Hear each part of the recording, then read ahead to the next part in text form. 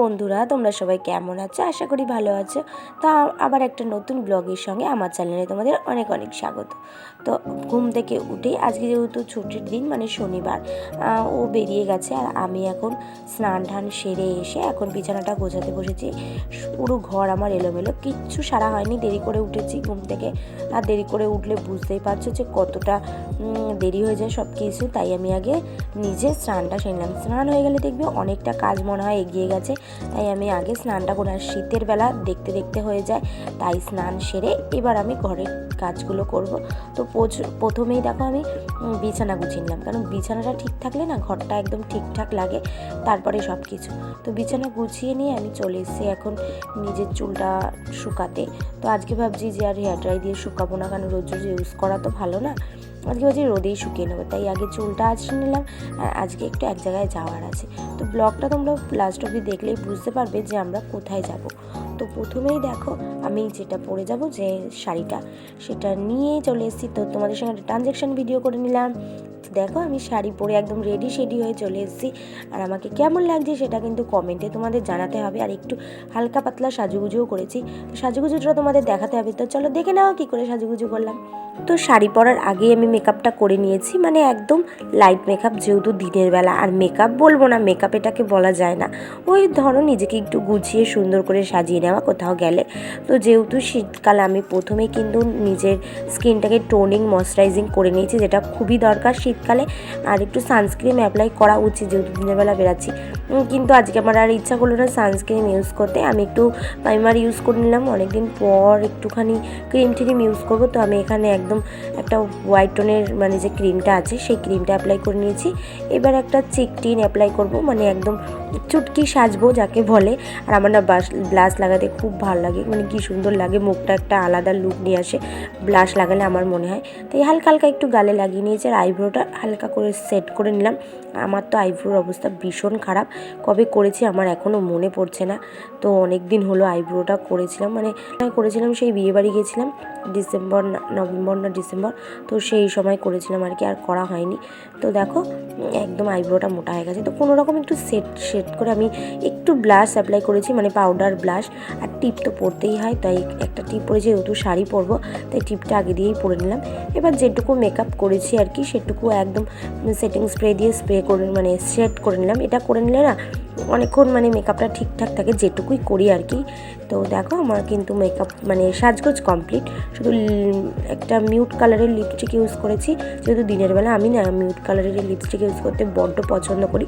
তো দেখো একদম হালকা লিপস্টিক, আর এই লিপস্টিকটা আমার খুব পছন্দের। এটা হলো ল্যাকমির লিপস্টিক, তো আমার শেড নাম্বারটা মনে পড়ছে না। তো যাই হোক আমার খুব পছন্দের। তো মা আর আমি দুজন মিলে বেরিয়ে পড়লাম। তো আমরা যেখানে যাচ্ছি সেখানে আমারও এইবার প্রথম বছর, যেহেতু বিয়ের প্রথম বছর, বুঝতে পারছো সব কিছু নতুন নতুনই তো লাগবে আমার। তো ঘুম থেকে উঠে এটা আমাদের প্ল্যান ছিল না যে যাব। তো আমাদের বাড়ি থেকে একটু গিয়ে একটা মন্দির পড়ে, মানে মা শীতলার মন্দির, যেখানে বিয়ে করে আমরা প্রথম, মানে আমার শ্বশুরবাড়ি যাওয়ার আগে কয়েকটা মন্দিরে ঘুরেছিলাম। তো সেই মন্দিরগুলোর মধ্যে এই একটা মন্দির, যেখানে আমরা এসেছিলাম প্রণাম করতে মাকে। আর আজকে যেহেতু বাৎসরিক পুজো, মা বললো যে চল দুজন মিলে পুজো দিয়ে আসি। আর আমিও ভাবলাম, আর আমার তো পুজো টুজো দিতে বেশ ভালোই লাগে। তো প্রথমে আমরা দাঁড়িয়ে আমাদের ডালার নাম্বারটা নিয়ে নিলাম। এবার আমরা দাঁড়িয়ে পড়েছি লাইনে। তো খুব একটা বেশি লাইন ছিল না, মোটামুটি ছিল। আর আমরা যেহেতু হঠাৎ করে প্ল্যান করেছিলাম, খুব একটা না ফল আমাদের ঘরেও ছিল না, আর আমাদের আশেপাশে থেকেও পাইনি, আর বাজারও যাওয়া হয়নি। আর এখানে এসে দেখি একটা সবজি কাকু দাঁড়িয়ে আছে, তো ওনার কাছ থেকেই কিছু ফল আমরা নিয়ে নিলাম, মানে 5 রকমের যা ফল লাগে। তো সেগুলো নিয়ে নিজের ডালাটাকে সুন্দর করে সাজিয়ে নিলাম।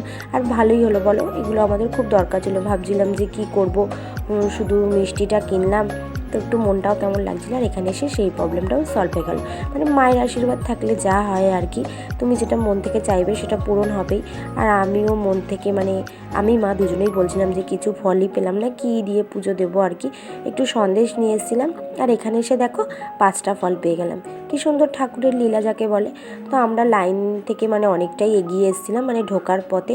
তো একেবারে 25 জন করে লাইনে দাঁড়িয়ে, মানে একবারে ঢোকাচ্ছিল আর কি। আর পুষ্পাঞ্জলি দেওয়া হচ্ছিল, মানে খুব সুন্দর পুজোর, মানে এখানে ইয়েটা, যে এত ভিড় তাও এত সুন্দর করে পুজোটা নেওয়া হয়েছে, এত ভালো লেগেছে। তাই যেই দেখলাম যে এবার আমাদের ঢুকতে হবে, তো আগেই সুন্দর করে ডালাটাকে সাজিয়ে নিলাম আর কি।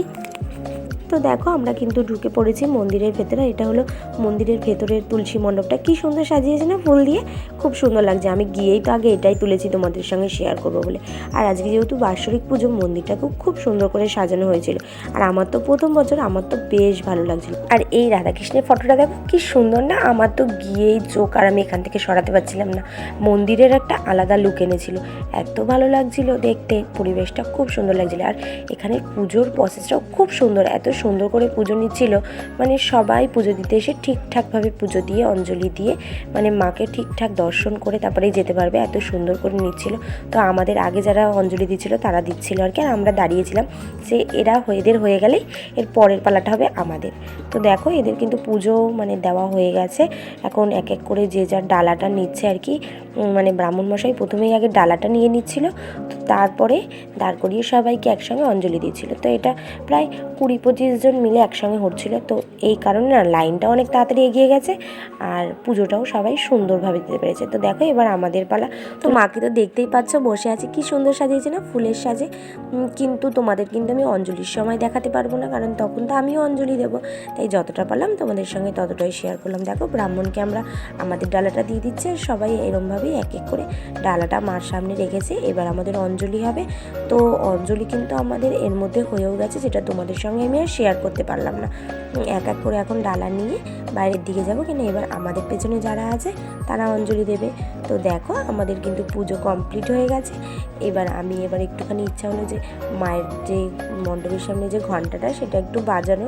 তো আমি এই সুযোগটা হাতছাড়া করলাম না, দেখলাম যে আমি হাতেও পেয়ে গেছি, তো সঙ্গে সঙ্গে আমি ঘন্টাটা বাজিয়ে নিলাম। আর এরপরে আমার শাশুড়ি মা সেও গেছে ঘন্টাটা বাজাতে, দেখতেই পাচ্ছ। আর এই মন্দিরে এই নিয়ে আমার দুবার আসা।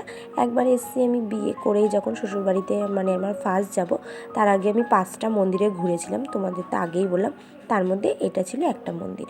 তো এখানে ঠাকুরটা খুব সুন্দর, আমার তো মানে এখানে এসেই প্রথম দিনই এসে খুব ভালো লেগেছে। তখন একটু মনটা খারাপ ছিল, কিন্তু আমার বেশ ভালো লেগেছিলো, আর আজকেও খুব ভালো লাগলো। তো আমাদের পুজো দেওয়া কমপ্লিট হয়ে গেছে। এবার ধূপটা আর বাতিটা মানে মোমবাতিটা সেটা জ্বালাবো। তো তার জন্য এটা আলাদা জায়গায় ব্যবস্থা করা হয়েছে, যেহেতু আগুনের ব্যাপার বুঝতেই পারছো মন্দিরের মধ্যে। তো চলো গিয়ে ধূপ আর বাতিটা জ্বালিয়ে নিই, আমি আর মা দুজন একসঙ্গে জ্বালাবো।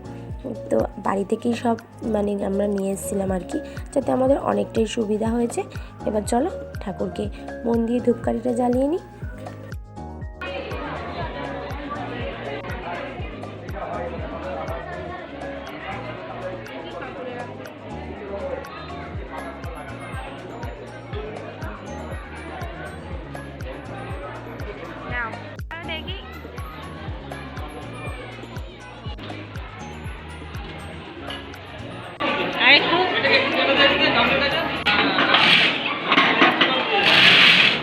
তো পুজো দেওয়া তো আমাদের কমপ্লিট। এবার চলো যা যা বাকি কাজ আছে সেগুলো সেরে নিই।